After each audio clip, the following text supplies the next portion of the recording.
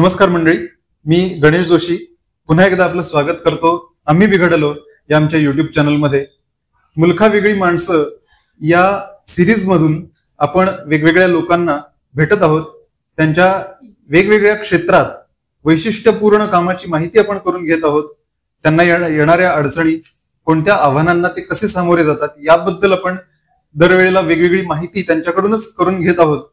तसंच या भागात आपल्या बरोबर आज आहेत सार्थक फाउंडेशनच्या संस्थापिका आणि संचालिका सौ स्वाती नामजोशी मॅडम. नमस्कार मॅडम. स्वाती मॅडम यांनी सार्थक फाउंडेशनची स्थापना 8 वर्षांपूर्वी केली. त्यानंतर सार्थक फाउंडेशनचं जे काम आहे ते वेगवेगळ्या क्षेत्रात आहे. विशेष करून महिला सबलीकरण आणि युवकांच्या सबलीकरणासाठी या संस्थेचं खास खूप मोठं असं योगदान आहे. आणि ही सार्थक फाउंडेशन संस्था स्थापन झाल्यापासून त्यांचा प्रवास कसा घडला किंवा सार्थक फाउंडेशनची जी सुरुवात आहे तीच मुळात कोणत्या प्रेरणेतून झाली आणि त्याच्यानंतर त्यांना जी आव्हानं आली त्याच्यावर त्यांनी मात करून ही सार्थक फाउंडेशन संस्था कशी उभी केली, या सगळ्या प्रश्नांची उत्तरं आज आपण त्यांच्याकडून जाणून घेणार आहोत. तर स्वाती मॅडम, पहिला प्रश्न मला तुम्हाला असं विचारायचं वाटतं की तुमची जी वेबसाईट आहे सार्थक फाउंडेशनची त्याच्यावरती एक टॅगलाईन आहे, मेकिंग द लाईफ मिनिंगफुल. तर ही टॅगलाईन देण्यामागचं काय कारण होतं? काही विशेष त्याच्या मागे कारण आहे का? हो, अगदी खूप छान ऑब्झर्व केलंय तुम्ही. कारण मेकिंग लाईफ मिनिंगफुलचा खरा अर्थ आहे की आपलं आयुष्य अर्थपूर्ण करा.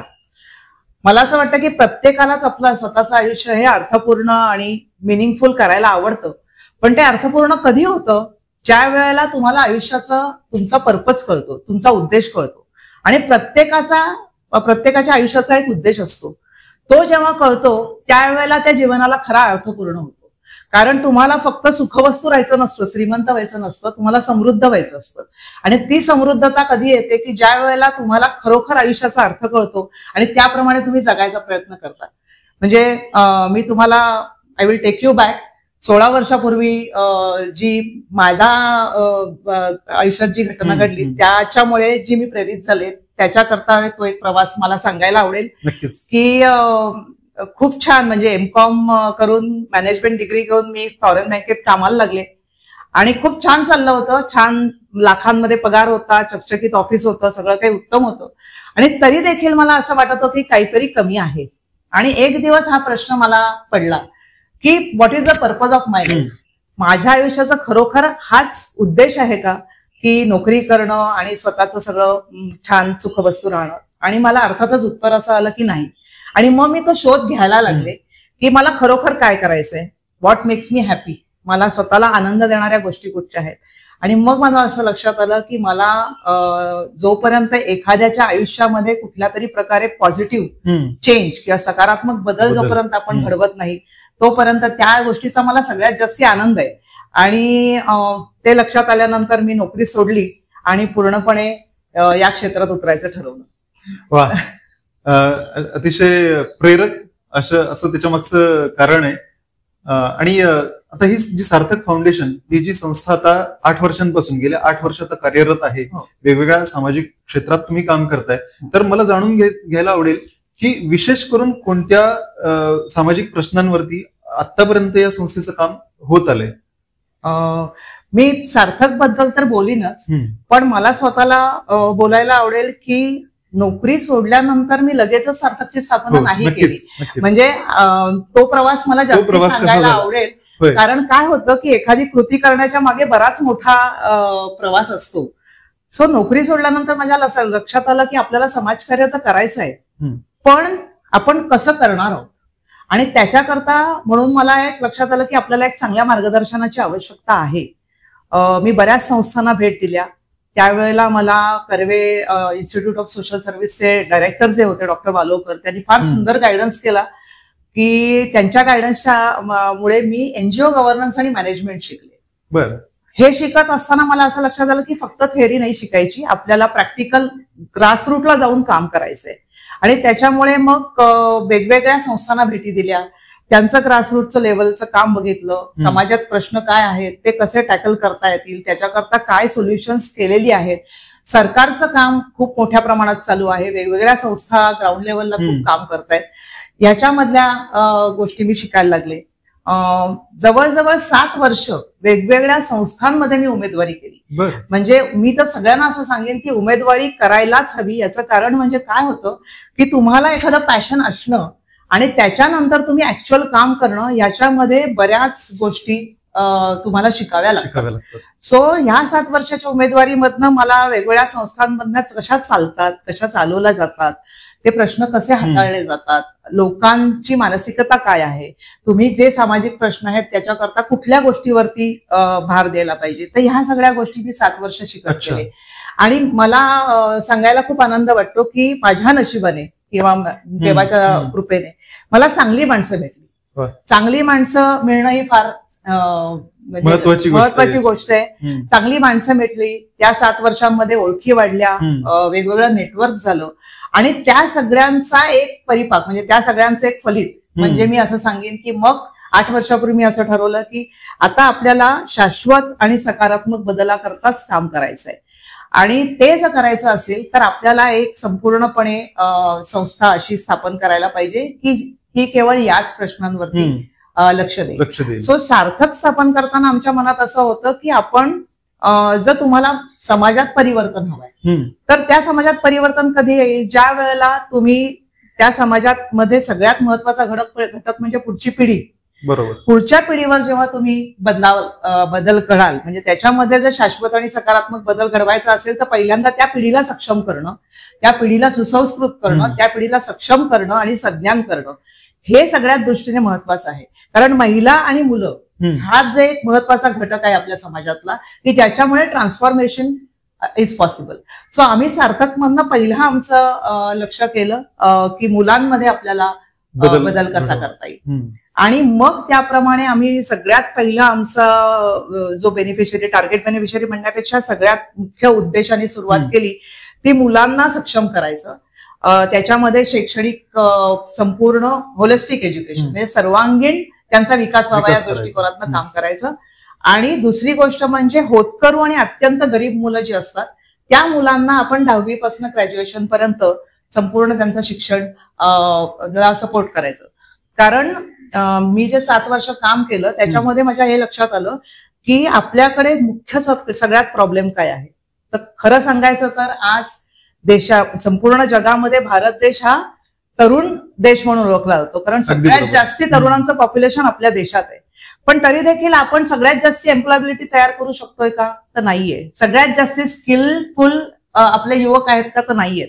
There is a huge gap between graduation म्हणजे शिक्षण आणि नोकरीच्या मध्ये गॅप आहे. पुन्हा तुम्ही 10वीचा आणि ग्रॅज्युएशनचा रेशो बघितला तर 10वीच्या पास होणारी संख्या आणि ग्रॅज्युएशन पर्यंत पोहोचणाऱ्याची संख्या यांच्यामध्ये पण फार तफावत आहे. तर हे का आहे तर मुख्यत्वे करून म्हणजे तुम्हाला मुलांना माहितीच नाहीये की माझ्यातलं स्ट्रेंथ काय आहे, माझा हे काय आहे, मी कुठल्या स्टाईलला जाऊ शकतो, मी कुठची माझ्या अपॉर्च्युनिटीज आहेत, करिअर अपॉर्च्युनिटीज काय आहेत. दुसरी महत्वाची गोष्ट की अर्थातच आर्थिक पाठबळ नाहीये आणि तिसरं तर मला स्किल्स नाहीयेत माझ्याकडे. तर या 3 गोष्टींवरती प्रामुख्याने आम्ही लक्ष द्यायचं ठरवलं आणि म्हणून आमचं पहिलं जे व्हर्टिकल आहे ते आम्ही सुरू केलं. तर ते संपूर्णपणे सर्वांगीण मुलांचा विकास आणि त्यांची स्किल डेव्हलपमेंट. 5 शाळा आम्ही सिलेक्ट केल्या आणि त्या 5 शाळांमधनं आम्ही 8वी पासून मुलांना शिक्षित म्हणजे हे जे 24 स्किल्स आहेत मोस्ट इसेन्शियल 24 स्किल्स असं आम्ही एक संपूर्ण मॉड्यूल तयार केलं आणि त्या मुलांना शाळेत पूर्ण वेळ 8वी 9वी 10वीच्या मुलांना करिअर समुपदेशन असेल किंवा त्यांना गोल सेटिंग असतील, स्वॉट अनालिसिस असेल तर या सगळ्या गोष्टी कम्युनिकेशन स्किल असतील तर हे आम्ही शाळेपासून शिकवायला सुरुवात केली. अच्छा, म्हणजे तुम्ही फोकस आधी 8वी ते 10वी शालेय विद्यार्थ्यांवरती आम्ही पहिला फोकस केला. 8वी 9वी 10वी मध्ये आम्ही शाळेत जाऊन शिकवलं आणि 10वी नंतर मात्र आम्हाला हे लक्षात आलं की पुष्कळच्या मुलांची शिक्षण ही पैशाच्या अभावी थांबतायत. त्याच्यामुळे मग 10वी पास झाल्यानंतर जी गरीब आणि होतकरू मुलं होती अतिशय म्हणजे वस्ती पातळीवरची शहरामधल्या झोपडपट्टीमध्ये राहणारी, गावांच्या खेडेगावामध्ये रिमोट जागी राहणारी, तर अशा मुलांना आम्ही 10वी पासून ग्रॅज्युएशन पर्यंत नुसतं आर्थिक साह्य नाही. कारण मला हे लक्षात आलेलं होतं की नुसतं आर्थिक साह्य देऊन मुलांना चालत नाही, तर त्याच्याबरोबर त्यांना हाही गायडन्स द्यायला लागतो की त्यांच्यामधली स्वतःची अंगभूत क्षमता काय आहे, त्यांचा कल काय आहे, तो कसा ओळखायचा, कुठल्या प्रकारच्या अपॉर्च्युनिटीज त्यांना आहेत, या संधीचा फायदा त्यांनी कसा घ्यायचा. आणि त्याच्याच बरोबर त्यांना ह्या सगळ्या स्किल्स पण आवश्यकता आहेत. कारण आपण म्हणतो पण लाईफ स्किल्स म्हणजे जीवन कौशल्य आवश्यक आहेत, प्रोफेशनल स्किल्स आवश्यक आहेत, इमोशनल स्किल्स आवश्यक आहेत. कारण ही मुलं जेव्हा वाढतात तेव्हा खूप वेगवेगळ्या भावनिक बदलांना त्यांना सामोरं जावं लागतं. ह्या सगळ्या स्किल्स वरती त्यांना इक्विप करणं आणि त्याच्यानंतर त्या मुलांना एक हँड होल्डिंग करणं. म्हणजे आमचा जो सार्थक मैत्र उपक्रम सुरू आहे तो जो आम्ही सुरू केला तो ह्याच कारणाकरता की ह्याच्यामध्ये end to end bridging the gap करायला सुरुवात केली की मुलांना नुसतं आर्थिक साह्य नाही, त्याच्याबरोबर स्किल डेव्हलपमेंट, त्याच्याबरोबर त्यांना करिअर समुपदेशन, त्याच्याबरोबरच त्यांना आम्ही मेंटॉर्स नियुक्त केले. तर हे सगळे वेगवेगळ्या क्षेत्रातले मेंटॉर्स आहेत. म्हणजे काही जण, काही डॉक्टर्स आहेत, काही इंजिनियर्स आहेत, काही वकील आहेत, काही टीचर्स आहेत, ट्रेनर्स आहेत. तर हे सगळे जे मेंटॉर्स आहेत हे या मुलांबरोबर सतत काम करत असतात. म्हणजे ही 7 वर्ष ह्या मेंटॉर्स आणि आमची मुलं ही एकत्र प्रवास करतात ऑलमोस्ट. आणि त्याच्यामुळे मग त्यांना त्यांच्या दैनंदिन आयुष्यामध्ये जे प्रश्न येतात किंवा त्यांना नोकरीविषयक काही प्रश्न येतात किंवा त्यांना पुढच्या अपॉर्च्युनिटीज बद्दल प्रश्न येतात, तर त्याच्याकरता हे मेंटॉर्स त्यांना गाईड करू शकतात. वा, म्हणजे तुमचं संस्थेचं काम आता कसं सुरू आहे याबद्दल तुम्ही बरीच आता माहिती विस्तारित सांगितलीत की कशा स्वरूपाचं हे काम आहे. आणि हे काम करत असताना आता तुम्ही जसं म्हटलात की मेंटॉर्स, वेगवेगळे मेंटॉर्स इथं त्या मुलांबरोबर, त्या विद्यार्थ्यांबरोबर सतत 7 वर्ष कंटिन्युअस राहतात आणि त्यांच्याबरोबर सतत मार्गदर्शनासाठी ते उपलब्ध असतात. म्हणजे आणि फक्त आर्थिक स्वरूपात मदत करून भागत नाही, तर त्याच्यासोबत त्यांचं करिअर, त्यांचं पूर्ण जे जीवन घडवायचंय, तर त्यासाठी त्यांना सतत मार्गदर्शनाची जी आवश्यकता आहे आणि तो सगळ्यात मोठा भाग तुम्ही तुमच्या या संस्थेतून पुरवताय त्यांना. ही खूप मोठी कौतुकाची गोष्ट आहे खरं तर. कारण असं काम करणारी संस्था कदाचित, म्हणजे माझ्या पाण्यात तरी आता एकमेव अशी तुमची संस्था आहे की जी करिअर गायडन्ससाठी किंवा फक्त मुलांना प्रोत्साहित करण्यासाठी आर्थिक स्वरूपात मदत न करता त्यांना पुढच्या करिअरच्या दृष्टीने सतत त्यांच्या पाठीशी राहणं, त्यांना सतत मार्गदर्शन करणं, ह्याच्यात त्यांच्यासोबत प्रवास करत असते. खूप छान काम आहे हे. आणि आता मला पुढचा प्रश्न असा विचारायचा आहे की तुमच्यासोबत हे मेंटर्स आहेत, तुमची बरीच मोठी टीम याच्या मागे काम करत असते, तर ह्या टीमचं तुम्हाला जे सहकार्य जे मिळतं ते कशा स्वरूपाचं आहे आणि ते किती महत्वाचं आहे? टीम शिवाय कुठचंही काम होऊ शकत नाही. मी तर सांगेन की जेव्हा व्यक्तिगत पातळीवर मनुष्य जेव्हा काम करतो त्यावेळेला त्याची स्वतःची पॅशन आणि त्याची मेहनत करायची तयारी एवढ्याच पुरेशा असतात. पण ज्या वेळेला तुम्ही व्यक्तीपासून संस्था पातळीवर काम करायला सुरुवात करता आणि ज्या वेळेला तुमच्या कामाचा विस्तार व्हायला लागतो त्यावेळेला तुम्हाला टीम शिवाय कुठचंही काम होत नाही. म्हणजे टीमचा अर्थच असा आहे की टुगेदर एव्हरीवन अचीव्हज मोर. आणि हे अतिशय सत्य आहे. आणि त्याच्याकरता म्हणून तुम्हाला वेगवेगळी चांगली माणसं एकत्र करावी लागतात, त्या माणसांना बांधून ठेवावं लागतं, त्यांचे जे अंगभूत गुण असतात, त्यांचे जे स्किल्स असतात, त्यांचा जो वेळ असतो, याचं उत्तम नियोजन करावं लागतं. आणि त्या सगळ्यांना बांधून घेऊन त्यांना तुमचा जो उद्देश आहे, तुमचा म्हणजे उदाहरणार्थ सार्थकचा जे विजन आहे, तुमची जी मिशन आहे ती त्यांना सांगावी लागते आणि त्याच्याकरता त्यांना प्रेरित करावं लागतं. तर हे करून काम उभं राहतं. म्हणजे मी तुम्हाला सांगते की 8 वर्षापूर्वी आम्ही सार्थकची स्थापना केली. आम्ही पहिल्यांदा 2च व्हर्टिकल मधनं सुरुवात केली होती, ज्याच्यामधनं आम्ही पूर्णपणे होलिस्टिक एज्युकेशन आणि स्किल डेव्हलपमेंट. परंतु गेल्या 8 वर्षामध्ये आमची टोटल 6 व्हर्टिकल्स ओपन झालेली आहेत. कारण आम्हाला असं लक्षात आलं की एक जशी सामाजिक प्रश्न आहेत त्या सामाजिक प्रश्नांना ऍड्रेस करायला, आणि ते एकमेकात गुंतलेले आहेत. एक सामाजिक प्रश्न तुम्ही फक्त ऍड्रेस करू शकत नाही, ते एकमेकात गुंतलेले आहेत. त्यामुळे तुम्हाला असं करता करता वेगवेगळ्या गोष्टींवरती काम करावं लागतं. सो आम्ही महिला सक्षमीकरणावरती काम सुरू केलं. जसं आम्ही मुलांच्या मध्ये गावांमध्ये रिमोट ठिकाणच्या मुलं किंवा महाराष्ट्रभरातली मुलं जशी अशी आहेत, तशीच आम्ही शहरांमधल्या स्लम्स मध्ये म्हणजे वस्ती पातळीवरती राहणाऱ्या महिला किंवा गाव पातळीवरती राहणाऱ्या महिला, या सगळ्या महिलांबरोबर आम्ही सक्षमीकरण केलं. म्हणजे त्यांच्यामध्ये पण, म्हणजे महिलांचा प्रश्न तुम्ही म्हणालात तर महिलांमध्ये अफाट क्षमता आहेत, अफाट.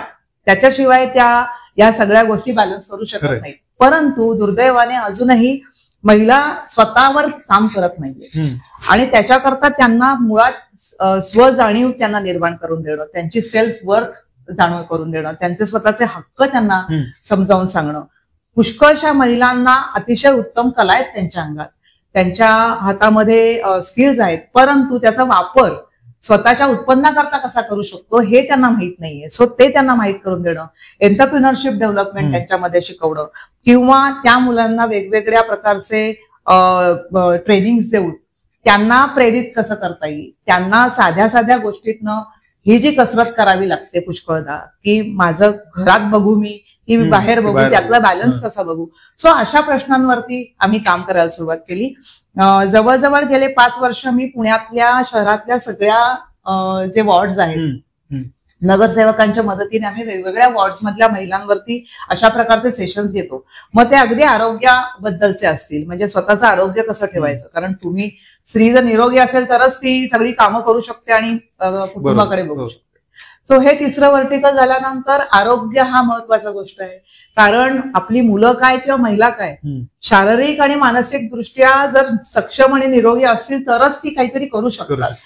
त्याच्यामुळे हा प्रश्न ऍड्रेस करणं फार महत्वाचं वाटलं आम्हाला, की शाळांमध्येही आम्हाला हे दिसलं की मालन्यूट्रिशन परिस्थिती खूप आहे, स्त्रियांमध्ये अॅनिमिया आहे. त्याच्यानंतर वेगवेगळ्या वयामध्ये, फॉर एक्झाम्पल प्युबर्टीमध्ये नंतर म्हणजे वयात आल्यानंतरचे काही प्रश्न आहेत मुलींना पडणारे, फॅमिली प्लॅनिंगच्या दृष्टीने महिलांना पडणारे प्रश्न आहेत. त्याच्यानंतर आपल्या सर्व्हायकल कॅन्सर, ब्रेस्ट कॅन्सर अशा वेगवेगळ्या संक्रमणातनं स्त्री जात असते, मेनोपॉझल प्रॉब्लेम्स आहेत. सो हे सगळे ऍड्रेस करायला लागतात. शाळेमध्ये जाऊन आम्ही मुलांबरोबर आरोग्य शिबिरं घ्यायला सुरुवात केली. सो आमचं तिसरं व्हर्टिकल जे झालं ते पूर्णपणे आरोग्याबद्दल आम्ही केलं. म्हणजे याच्यामध्ये मानसिक आणि शारीरिक दोन्ही, म्हणजे जेवढं शारीरिक आरोग्याबद्दल लक्ष द्यायला गरज आहे तेवढीच मुलांच्या मानसिक आरोग्याबद्दलही द्यायची गरज आहे. कारण दुर्दैवाने आज कितीतरी मुलांना सबस्टन्स अब्यूज हे कायम आहे. म्हणजे मुलांना ड्रग्ज आणि हे फार इझिली अवेलेबल आहे आणि त्याच्याकरता म्हणून त्या मुलांकरता चांगलं काय वाईट काय आणि हे कसं टाळायचं, ऍडिक्शन कसं टाळायचं हे सांगणं गरजेचं आहे. कारण की ज्या वस्तींमधनं येतात त्या वस्तीमध्ये हे सर्रास आहे. त्याच्यानंतर आताचा नवीन आलेला अजून एक ऍडिक्शन म्हणजे सोशल मीडिया ऍडिक्शन, जे की आम्हाला वृद्धांना लागलेलं आहे. तर त्याच्यावरती काम आम्ही करतो.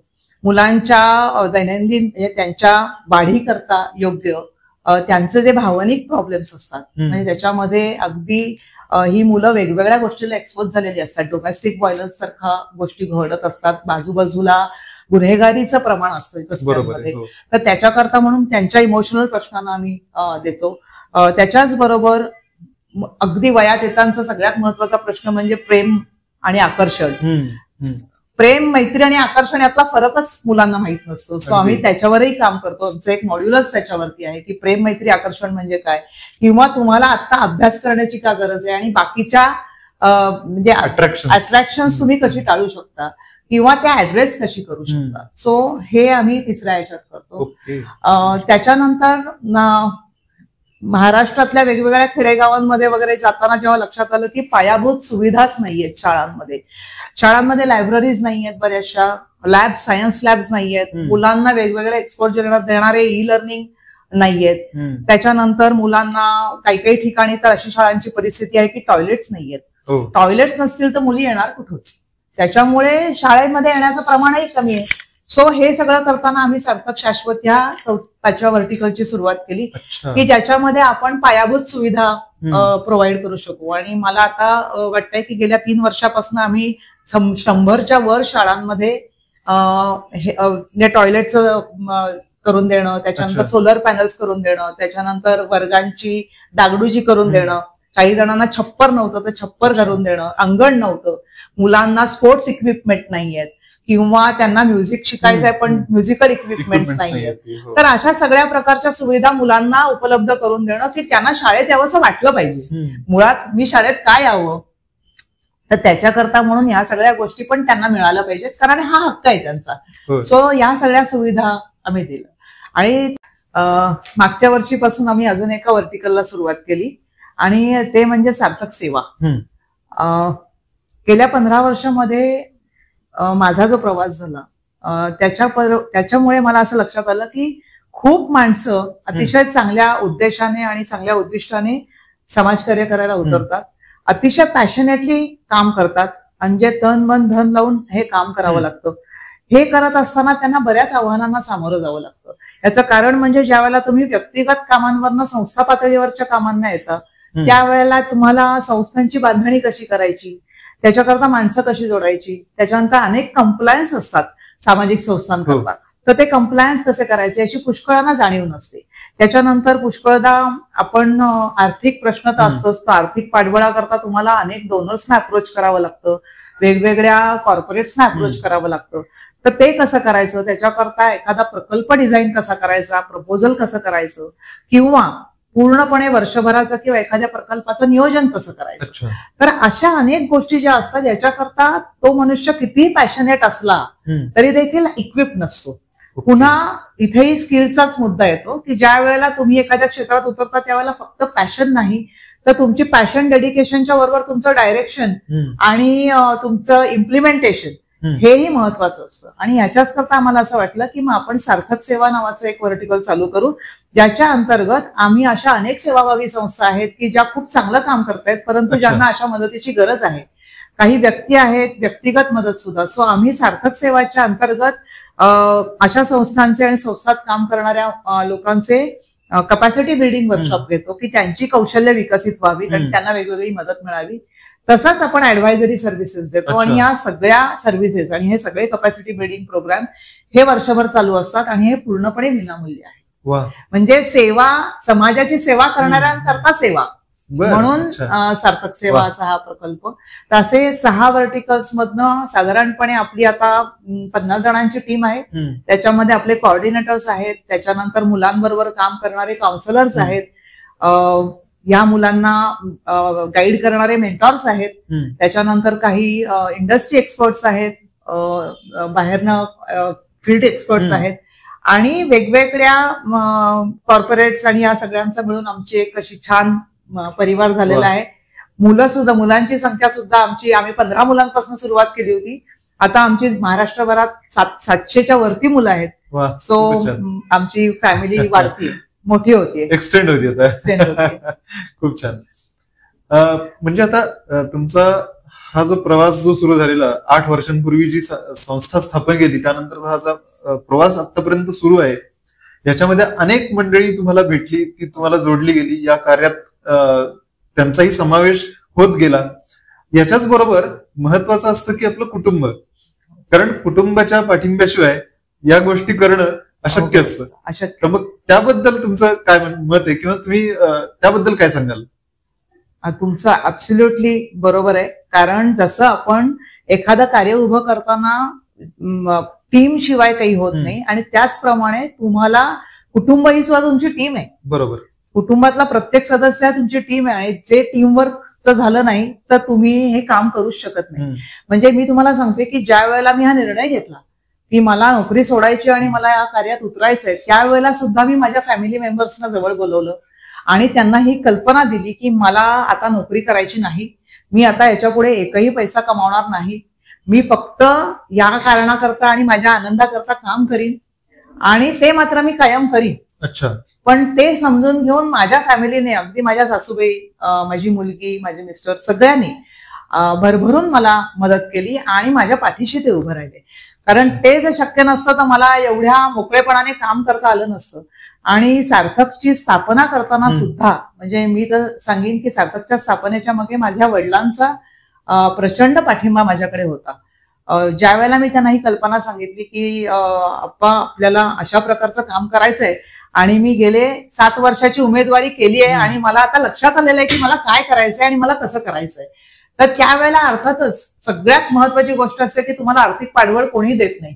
कारण तुम्ही कामात सुरुवात केल्याशिवाय आणि तुम्ही स्वतःला प्रूव्ह केल्याशिवाय तुम्हाला कोणी डोनर्स नाही ते देऊ शकत. पण त्यावेळेला माझ्या वडिलांनी मला पाठिंबा दिला आणि ते माझ्या पाठीशी उभे राहिले की तुला जेवढ्या मदतीची गरज असेल तेवढं त्यांनी स्वतःची इन्व्हेस्टमेंट आणि आमच्या दोघांची जी काही पुंजी होती ती संपूर्णपणे आम्ही सार्थकमध्ये लावली आणि त्याच्याचमुळे मी सार्थकचं काम एवढ्या धडाडीने सुरू करू शकले. So family matters a lot. म्हणजे फॅमिली शिवाय तुम्हाला कुठलीही गोष्ट शक्य होणार नाहीये. नक्कीच.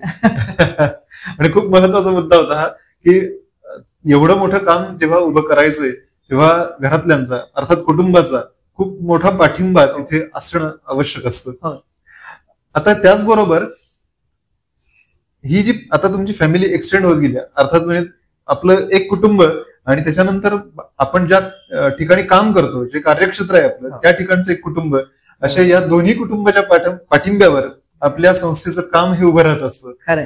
आणि मग आता असेच अनेक जण असतात की ज्यांना या कार्यात सामील व्हायचं इच्छा असते आणि मग कदाचित काही माहीत नसल्यामुळे किंवा इतर काही कारणामुळे ते येऊ शकत नाही. याच्यामध्ये कसं करायचं माहित नसतं. म्हणजे सुरुवात कुठनं करायची हे माहित नसतं. तर अशांना तुम्ही काय सांगाल की जर तुमच्यासोबत काम करायचं असेल तर ते शक्य आहे का आणि जर त्यांना स्वतःच इंडिपेंडेंटली काम करायचं असेल तर ते कसं करावं मग? ओके, मला वाटतं तुमच्या प्रश्नांना मी एक 3 वेगळ्या अँगल मधनं उत्तर देऊ शकते. पहिली गोष्ट म्हणजे आपल्याकडे एक मानायची अशी तयारी आहे की समाजकार्य करणं म्हणजे काहीतरी वेगळं करणं. खरं सांगायचं तर आपल्या या समाजाचा आपणही एक भाग आहोत. त्याच्यामुळे समाजात ज्या गोष्टी आता तुम्हाला खटकतायत किंवा ज्याच्याकरता तुम्हाला वाटतंय की याच्यामध्ये काही प्रगती काही बदल व्हायला हवेत ते तुमच्या लेवलला ऍड्रेस करणं पण गरजेचं आहे. की एखादी गोष्ट आहे त्या समाजातली जी काही गोष्टी आहेत ज्या चुकीच्या चाललेल्या आहेत त्याच्याकरता मी माझ्या एक इंडिव्हिज्युअल म्हणून एक व्यक्ती म्हणून मी काय करते. दुसरी गोष्ट की त्याच्याकरता मी व्यक्तिगत सहभाग कसा करू शकतो की मला पुढच्या पिढीला कुठल्या प्रकारची मूल्य द्यायचे कुठच्या प्रकारचं संस्कार द्यायचे तर त्याच्याकरता मला सुसंस्कारित व्हायला पाहिजे. मला माझ्यात बदल केले पाहिजेत. हे जरी प्रत्येक माणसाने ठरवलं म्हणजे आम्ही जेव्हा मेंटॉर्स करता अपील करतो त्यावेळेला मी तुम्हाला सांगते की प्रत्येक माणसाकडे देण्यासारखं बरंच काही असतं. प्रत्येक माणसाकडे पैसा ही एकमेव गोष्ट नाहीये. तर तुमचं ज्ञान असतं तुमचे अनुभव असतात. त्याच्यानंतर तुम्ही जे ज्ञान घेतलेलं आहे तुमचे एक्सपिरियन्स आहेत तुमचा एक्सपर्टाईज आहे हे तुम्ही देऊ शकता. तुमचा वेळ असतो आणि शिवाय तुम्ही देणारा विश्वास किंवा अगदी निरपेक्ष प्रेम हे सुद्धा तुम्ही एखाद्या व्यक्तीला दिलं तर त्याच्या आयुष्यात खूप मोठा बदल घडू शकतो. आणि हे मला या इतक्या वर्षातनं कळलेलं आहे. सो सगळ्यात पहिली गोष्ट की तुम्ही व्यक्ती म्हणून मी समाजाचा भाग आहे तर मी कुठल्या गोष्टींमध्ये बदल घडू शकते हा पहिला विचार. दुसरा विचार की तुम्ही कुठच्याही जेव्हा एखादी गोष्ट ठरवलीत की मला ना गिव्हिंग बॅक टू सोसायटी हा कॉन्सेप्ट आहे. पुष्कळदा 40-50 मध्ये प्रत्येक जण हा विचार करतो की आता माझी सांसारिक जबाबदाऱ्या मी थोडीशी बाहेर पडलाय तर मी काय करू शकतो. तर डेफिनेटली तुम्ही करू शकता. वेगवेगळ्या संस्था आहेत त्यांना तुम्ही जॉईन होऊ शकता. त्यांच्यामध्ये तुम्ही व्हॉलेंटिअरिंग करू शकता. अशा खूप संस्था महाराष्ट्रात पुण्यात मुंबईमध्ये वेगवेगळ्या शहरांमध्ये आहेत तिथे तुम्ही जॉईन होऊ शकता. तिसरी गोष्ट की तुम्ही संपूर्णपणे तुमचा मार्ग बदलायचा आहे किंवा तुम्हाला हेच पॅशन आहे की मला समाजामध्ये जाऊनच काम करायचं आहे ग्रास रूटला पूर्ण वेळ काम करायचं आहे तर फक्त मानसिक तयारी एवढी ठेवा की तुमच्या पॅशन बरोबर तुमची व्हिजन असली पाहिजे. तुम्ही कशा करता काम करणार आहात कुठल्या घटकांकरता काम करणार आहात कुठल्या प्रश्नांकरता ऍड्रेस करणार आहात हे तुम्हाला कळलं पाहिजे. याच्याकरता योग्य मार्गदर्शन घ्या. याच्याकरता योग्य प्रकारे शिक्षण घ्या. थोडा वेळ उमेदवारी करा. जर तुम्हाला माहित नसेल तर याची उमेदवारी आवश्यक आहे. म्हणजे आपल्याकडे MSW सारखे अतिशय उत्तम कोर्स आहेत. एनजीओ गव्हर्नन्स मॅनेजमेंट सारखे कोर्स आहेत. CSRचे वेगवेगळे डिप्लोमाज आहेत. पण त्याच्यापेक्षा सुद्धा म्हणजे हे शिक्षण तर घ्याच पण त्याच्या बरोबरीने तुम्ही खुद्द फील्डवर जाऊन करा. म्हणजे गावांमध्ये जाऊन काम करणं किंवा संस्थेमधनं वेगवेगळ्या वस्ती पातळीवरती काम करणं हे जे मला तुम्हाला जास्तीत जास्त शिकवून देईल आणि तुम्ही डेफिनेटली हे करू शकता. दुसरी महत्वाची गोष्ट म्हणजे तुम्हाला असं वाटत असेल की आपलं ज्ञान किंवा आपला अगोदरचा पूर्वानुभव याच्यावरती संपूर्णपणे कोरीपाटी करायची आणि टोटली नवीन क्षेत्रात जायचं तर असं नाहीये. म्हणजे मी तरी तुम्हाला सांगते की बँकिंग मधल्या किंवा कॉर्पोरेट मधला जो माझा 15 वर्षाचा 16 वर्षाचा अनुभव आहे त्याचा मला त्यातल्या बऱ्याचशा गोष्टींचा फायदा मला माझ्या सोशल ऍक्टिव्हिटीज मध्ये म्हणजे माझ्या सार्थकच्या मध्ये कितीतरी प्रमाणात झालेला आहे. कारण तो जो अनुभव आहे तो सुद्धा तुम्ही आणू शकता त्याच्यामध्ये. सामाजिक कार्य करताना तुम्हाला सिस्टीम्स डिसिप्लिन ह्या ज्या काही गोष्टी आहेत किंवा त्याच्यामध्ये प्रोफेशनलिझम आणणं, ह्याही महत्वाच्या गोष्टी आहेत. अजून एक मला सांगायला खूप आवडेल, आणि आता सोशल मीडिया ऍक्टिव्ह झाल्यामुळे खरं सांगायचं तर हे सांगणं मला जड जात आहे की पोकळ प्रसिद्धी करता तुम्ही काम करू नका. पुष्कळदा गेल्या काही वर्षांमध्ये असं झालेलं आहे की फक्त फोटो काढणं किंवा फक्त एखादं रील बनवणं किंवा फक्त एखादं काय म्हणतात त्याला प्रसिद्धी करता करणं, याच्याकरता सुद्धा लोक काही करायला लागले. पण ते तितपतच असतं, त्याच्यामधनं तुम्हाला मिळणारं जे खरंच आत्मिक समाधान असतं ते कधीच मिळणार नाही. जोपर्यंत तुम्ही ऍक्च्युअल प्रश्नांना हात घालत नाही आणि त्याच्याकरता सातत्याने काम करत नाही, तोपर्यंत तुम्हाला खरोखरच समाजात जर काही बदल घडवायचा असेल तर ते शक्य होत नाही. सो मला तरुणांना आणि सेकंड इनिंग मधल्या लोकांना एक मोठा अपील करायचं आहे की जरूर जर तुम्हाला मनातनं वाटत असेल की आपण समाजाचं काही देणं लागतो आणि समाजाला आपल्याला काही करायचं आहे, तर नक्की या क्षेत्रात या. आणि मी जर एक करू शकते, मी 40ला माझं क्षेत्र बदललेलं आहे आणि कुठल्याही प्रकारचा अनुभव नसताना या क्षेत्रात शिकून मग काम करत करत शिकत गेलेली आहे. तर मला असं वाटतं की कोणीही ज्याला खरोखर एम्पथी आहे, म्हणजे ज्याला सहानुभूती आहे, दुसऱ्याच्या दुःखांची जाणीव आहे आणि मुख्य म्हणजे समाजभान आहे, असं कुठलीही व्यक्ती हे काम करू शकते. नक्कीच खूप महत्वाचा आणि मोलाचा हा संदेश आहे खरं असं म्हणू शकतो आपण. कारण बऱ्याच लोकांना इच्छा असते पण मार्ग मिळत नसतो. पण नक्कीच आता तुमचं आता जे तुम्ही सांगितलं ते जर ऐकलं तर त्यात बऱ्याच गोष्टी आहेत आणि नक्कीच ज्याला इच्छा आहे तो हे काम करू शकतो, सामाजिक कार्यात नक्कीच येऊ शकतो. आणि माझं म्हणजे असं मत आहे की या निमित्ताने काही माणसं नव्याने तुमच्या बरोबर जोडली जावीत आणि हे तुमचंच हे काम आणखीन वृद्धिंगत हो अशीच अपेक्षा करत होता. आणि तुमचं एवढं व्यस्त जी दिनचर्या असते की सतत तुमची जी धावपळ सुरू असते, त्यातून तुम्ही थोडासा जो वेळ काढलात आणि आम्ही बिघडलो या चॅनलला ही जी मुलाखत दिलीत त्याकरता आम्ही बिघडलोच्या टीम कडून तुमचे खूप खूप धन्यवाद. धन्यवाद तुमचे मानले पाहिजे, कारण तुमच्या माध्यमातून आमच्यासारख्या व्यक्ती समाजापुढे जाऊ शकतात आणि कदाचित अजून काही लोकांपर्यंत आपण पोहोचू शकलो आणि त्यानिमित्ताने जर लोकांमध्ये काही आपण परिवर्तन घडवू शकलो तर त्याच्यासारखं भाग्य नाही. नक्की. मनःपूर्वक धन्यवाद. धन्यवाद.